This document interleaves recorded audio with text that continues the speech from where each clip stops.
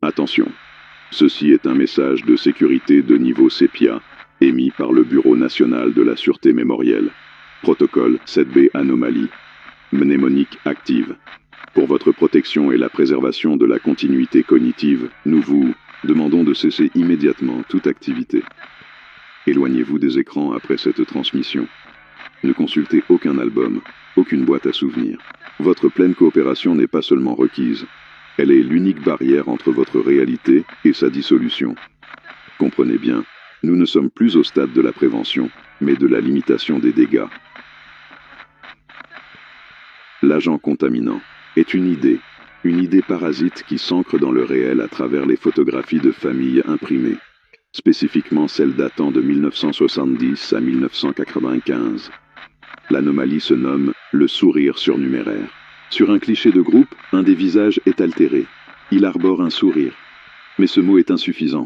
Il est même trompeur. Il ne s'agit pas d'un rictus de joie. C'est une coupure chirurgicale dans la réalité du visage. Un sourire qui désobéit aux lois de l'anatomie et de la perspective.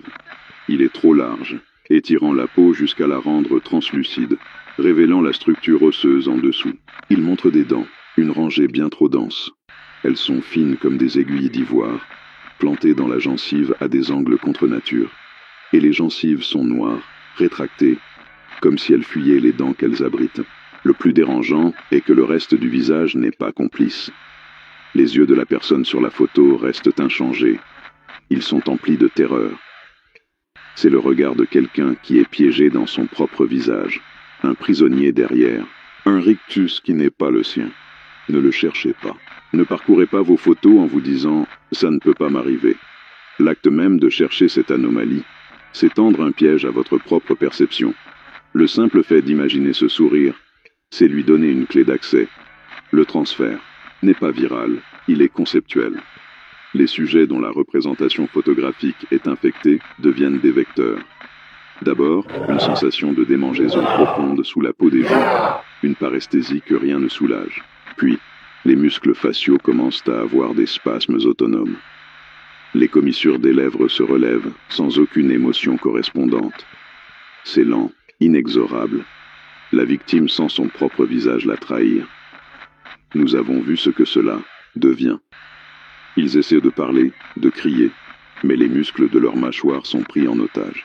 Leurs tentatives de hurler se transforment en une série de hoquets, une mélodie grotesque de rire qui n'est pas la leur, un son humide qui semble venir de plusieurs gorges à la fois. Le sang perle aux commissures, là où la peau cède. Et les dents, mon Dieu, les dents commencent leur croissance. Une croissance infinie, acérée. Elles percent les lèvres, continuent de pousser à travers la chair des joues, transformant le visage en une fleur de souffrance et d'os. Mon travail est de cataloguer ces événements. Je dois rester objectif. Mais j'ai été sur le terrain. Dossier 34. La famille Marchand. Une photo d'un pique-nique en 1988. Le père. Sur la photo, il avait ce sourire impossible. Nous l'avons trouvé dans sa maison. Il était assis dans son fauteuil face à la cheminée éteinte. Sa mâchoire était ouverte, disloquée, bien au-delà de toute limite humaine. Elle continuait de s'étirer, avec de petits bruits de cartilage broyé. Il était vivant. Ses yeux, seulement ses yeux, me suppliaient.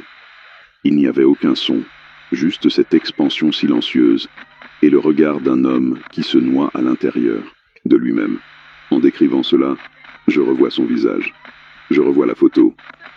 Non, je l'ai en tête, l'image. C'est une erreur de procédure. J'ai enfreint le protocole. Ma propre bouche, elle me semble étrange. Une tension. Ça brûle, comme un fil gelé tiré sous ma peau. J'essaie de garder la bouche fermée, mais mes lèvres, elles tremblent. Elle s'écarte. Oh mon Dieu. Le souvenir n'est pas une archive.